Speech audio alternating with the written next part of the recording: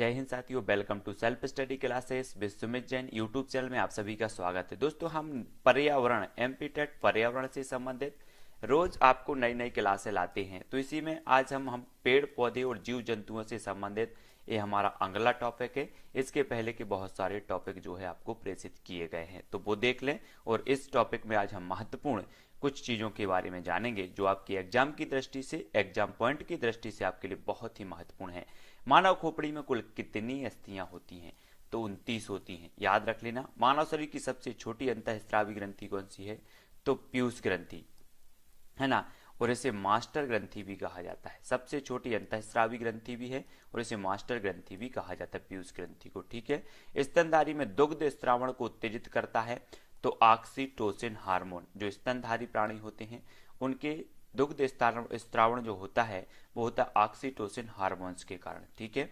Insulin की कमी से होने वाला जो रोग है वो कौन सा है? मधुमेह। याद रख लेना है।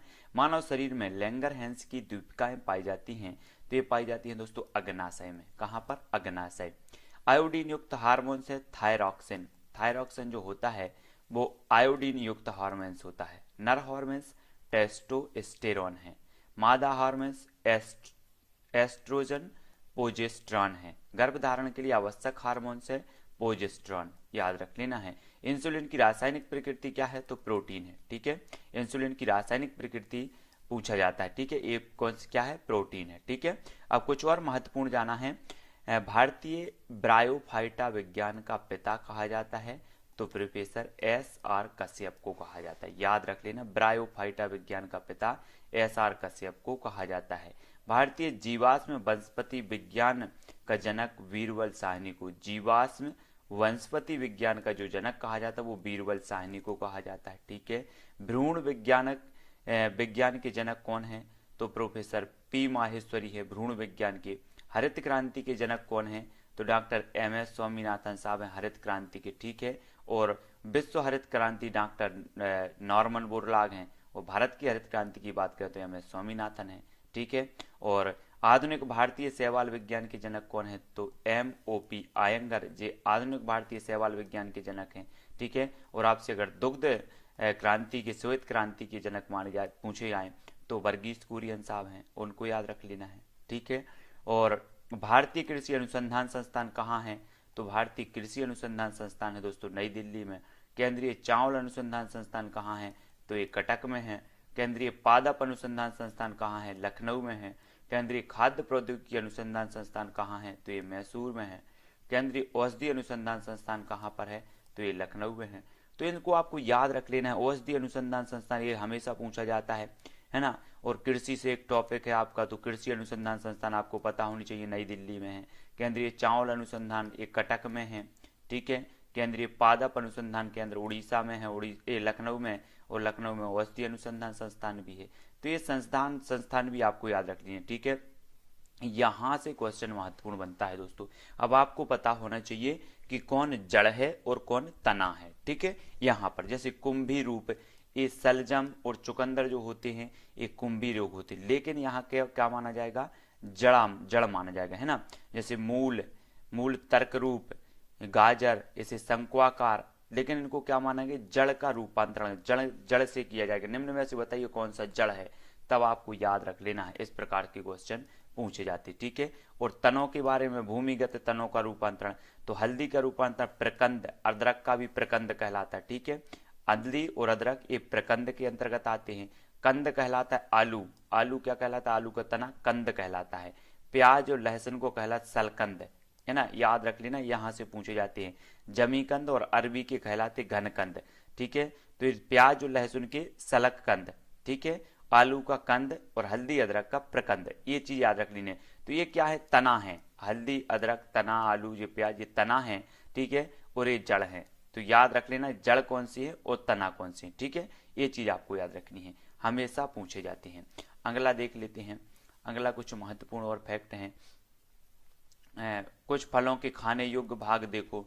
पपीता, आम, इसके मध्य फल भित्ति होती है खाने योग्य, ये चीज याद रखनी है। सेव नाशपाती की पुष्पासन होती है। नारियल का भ्रूण पोष होता है खाने योग्य। लीची का एरिल होता है।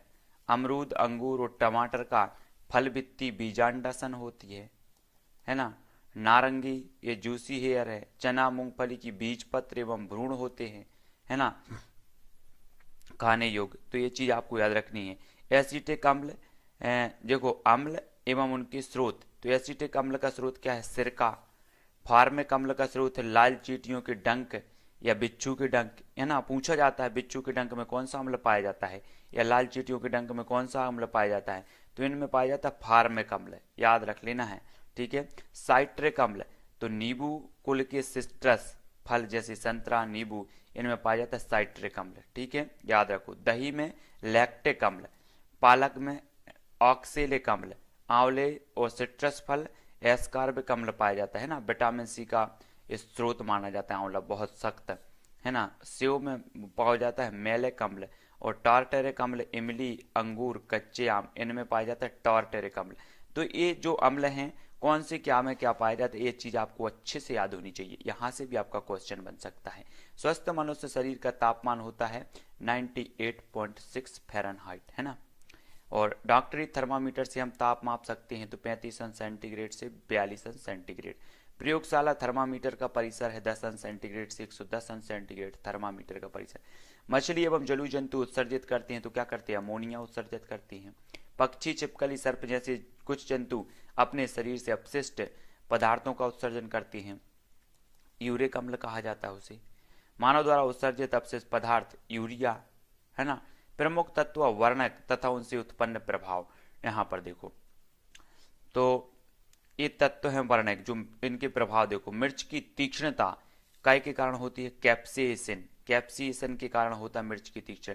टमाटर का लाल रंग जो होता है वो लाइकोपीन के कारण होता है। गाजर में लाल नारंगी होता है वो कैरोटीन, है ना। हम कहते हैं ना, एक क्वेश्चन बनता है निम्न में से बताइए किसमें कैरोटीन पाया जाता है, तब आपका उत्तर होगा गाजर में, ठीक है। सेव के फल में लाली होती है एंथोसाइनिन, एंथोसाइनिन के द्वारा। हल्दी में पीला रंग होता है जेंथोफिल, है ना। पपीते में पीला रंग कैरिका जेंथेन।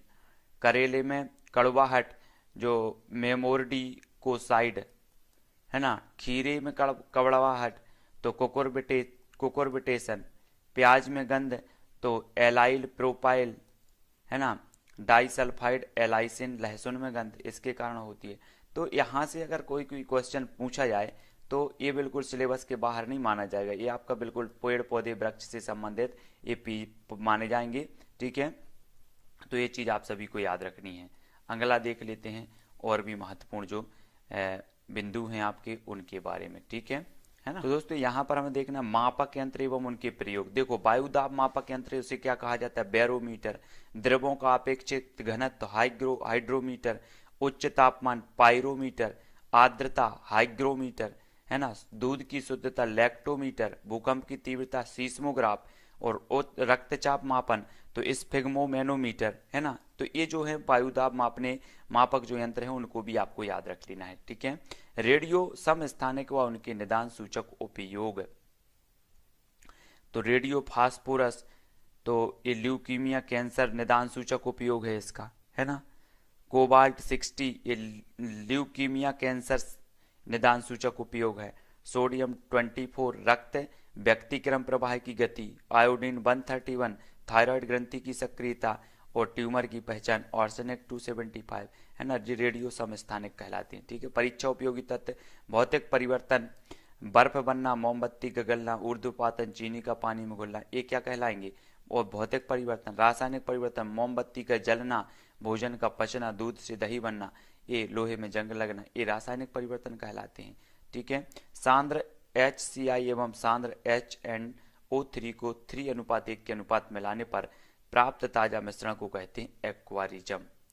अब दोस्तों हमें कुछ अवयवी या मिश्र धातु देखना है, यहां से क्वेश्चन भी आता है कई बार। पीतल जो बनता है वो तांबा और जस्ता से मिलकर बनता है, तांबा प्लस जस्ता तो पीतल हो जाता है। कांसा तांबा प्लस टिन से मिलेगा बनेगा कांसा, ठीक है। जर्मन सिल्वर तांबा प्लस जिंक प्लस निकेल, ये जर्मन सिल्वर बनेगा इससे, है ना। गन गेटल तांबा जिंक और टिन से मिलकर बनता गन मेटल, है ना। और सोल्डर बनेगा लेड और टिन से। ये क्वेश्चन यहां से बनता है तो याद रख लेना इनको। ड्यूरेलियन, है ना, तो AlCu मैग्नीशियम और प्लस Mn, इससे मिलकर जो बनता है को बनता है ड्यूरेलुमिन बनता है। स्टेनलेस स्टील लोहा, क्रोमियम और निकेल से बनता है। तो ये चीज सभी को याद रख लेनी है, ठीक है, सभी को याद रखनी है ना, सभी लोग याद रखेंगे ये चीज। और भी देख लेते हैं कुछ महत्वपूर्ण औषधि पादप स्रोत एवं उनके प्रयोग। तो एट्रोपिन का प्रयोग होता है बेलाडोना में। बेलाडोना पादप स्रोत है ना, ये औषधि है, ये पादप स्रोत और ये प्रयोग है। तो कोलिन धर्मरोधी, दस्त होने पर आंतों का दर्द मिटाती है, कौन सा, एट्रोपिन, है ना। और ये बेलाडोना पादप से बनती है। ये केंद्रीय तंत्रिका तंत्र की उत्प्रेरक, ये जो है चाय कॉफी कैफीन जो होती है इसका प्रयोग किया जाता है इसमें। मॉर्फिन या अफीम पोस्ता पीड़ाहारी दर्द को मिटाने में होता है। डायसेजिन जंगली रतालू ये गर्भ निरोधक के लिए पाया जाता है, ठीक है। और भी कुछ महत्वपूर्ण फैक्ट हैं जिनके बारे में हमें पढ़ना जरूरी है ना। हाँ, कुछ और महत्वपूर्ण है, ये देखो यहाँ पर लोहे एवं इस्पात को जंग से सुरक्षित रखने के लिए उन पर जिंक की परत चढ़ाने को कहते हैं, तो एसद लेपन कहा जाता है उसे। लेड पेंसिल बनाने में प्रयोग किया जाता है, तो ग्रेफाइट प्रयोग होता है। नमक का निर्माण होता है मजबूत अम्ल एवं मजबूत क्षार से, ठीक है। DDT का पूरा नाम क्या है, तो आप सभी को याद रख लेना है, ठीक है। क्या याद रख लेना है, तो इसका जो फुल फॉर्म हो जाएगा वो क्या हो जाएगा, डिक्लोरोडिफेनिल और ट्रिक्लोरोइथेन, है ना, ये चीज याद रखनी है। नॉन स्टिक बर्तन बनाने में प्रयोग किया जाता है, तो टेफ्लॉन, है ना। खाद्य परिरक्षक के रूप में प्रयोग किया जाता है, तो सोडियम बेंजोएट किया जाता है। थर्मोसेंटेक प्लास्टिक है, तो ये बेकेलाइट मेलामाइन है ना। परीक्षा उपयोगी कुछ महत्वपूर्ण तथ्य देखो। भारत का प्रथम राष्ट्रीय उद्यान Jim Corbett. Red data book प्रकाशन किया जाता है, तो IUCN द्वारा। गाय का दूध पीले सफेद रंग का होता है, तो कैरोटीन व कैसीन के कारण होता है। सिनकोना पौधे की छाल का प्रयोग किया जाता है, तो मलेरिया के उपचार में किया जाता है। रेड डाटा बुक में संकटग्रस्त प्रजातियों को दर्शाया जाता है, तो गुलाबी प्रश्नों से दर्शाया जाता है।